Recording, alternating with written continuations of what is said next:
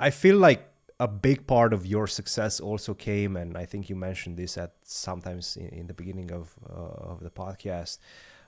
You had a stream of videos that came during a big event, but I felt like a lot of your success came from some of these Rapid and Blitz World Championships, because you guys were some of the first ones to simply put a camera on the board. That's it. Not much more, and just put it on YouTube. And people immediately connected with that, connected with the dynamic blitz play. Obviously, that's a big one. Um, would you say, in terms of content and content strategy, that Rapid and Blitz have a higher impact than classical right now? So I can say that I was actually inspired to do this unknowingly, I would say, from what I when I was in 2014 in Spain playing my tournaments. One of my favorite things to do was to go to YouTube and look at a game played by a top player. Maybe it was Magnus. He was playing at this Dubai World Rapid and Blitz in 2014, and these were all shot by chess.com back then.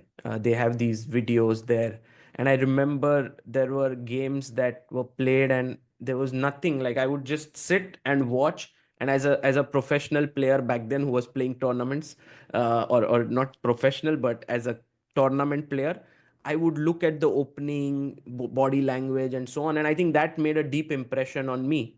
And the tournament, which was like a breakthrough event for us, was the Tata Steel Chess India 2018, where Vichy played with Prag played with Nakamura, Nihal played with Vichy, and these were all the videos which people just wanted to see. Um, Slowly this evolved into me commentating on these videos. Still there are videos, I mean, earlier to put a chessboard with moves was like, oh my god, do you put so much effort to record the board, a 2D board for every game, which has now again become a no brainer It's the that standard you need to nowadays. Yeah. service the viewers, and this should exist.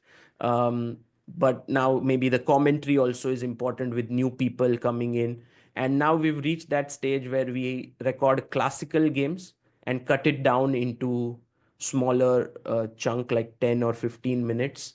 And that requires a lot of coordination effort, but I find it worth it. For example, Gukesh's final game has 1.5 million views already in last 1 week, because it's just maybe a unique piece of content there, where the entire game with the expressions of the players and everything and with the commentary can be seen. Yeah, you just said the chess content is evolving. What do you think it's next? Like, how do you think this one is going to evolve? What do we need to do? Give us some tips. Well, I think one of the things that you guys have done brilliantly is position yourself as a podcast very well, because I believe, like, personally, I've done many interviews which are long enough to become podcasts and so on, but the way in which you said, okay, this is a podcast, C squared podcast, which is something missing in the chess world. So I believe you guys have actually, just the positioning is perfect. And I think then rest, of course, you Christian are interested, inquisitive. Fabi being world class player, I think has all the ingredients of just growing all the time. So I don't think I need to say anything here. But one of the things which I feel is important is to constantly keep on trying new things, not to sort of see this has worked and to stick to it. Which again, this time we did it at this world championship, where I was very uncertain about this idea of doing it in a club where there were 100 to 150 live audience. And I was like, no, it worked in Olympiad. I was there in Budapest. We had a room there. We streamed from there. Maybe in Singapore it's the same. We should do it. But sort of Samay came up with this idea that we need a live audience which has the energy there. They will cheer, they will do like things, and people will get excited back home, the thousands of people who are watching. And I didn't get it. But when I just thought, let's try it. Just being open there helped a lot, because people then later told us like it was so much fun when everyone would erupt. And it's similar. Then I found the analogy that in comedy series, where there are these laughters, fake laughters that play when a joke is cracked, and you feel a bit funny, that at that point. And perhaps that is the analogy here. You feel the energy.